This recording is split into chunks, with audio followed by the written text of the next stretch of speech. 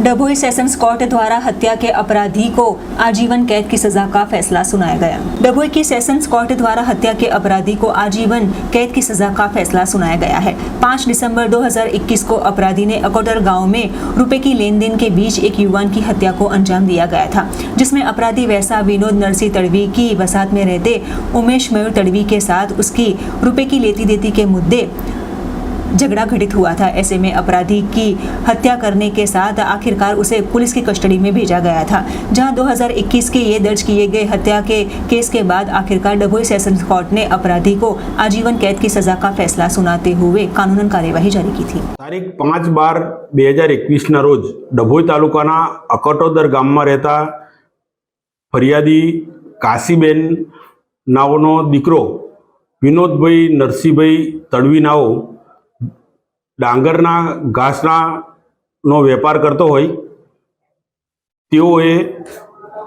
તેઓના જ વસાહતના ઉમેદભાઈ મથુરભાઈ તડવી નાઓનું ઘાસ વેચાણ રાખેલું, જેના પૈસા બાબતે આ આરોપીએ બોલાચાલી કરી તેઓને માથાના પાછળના ભાગે તથા આગળના ભાગે ફટકા મારી તેઓનું મોત નિપજાવેલ।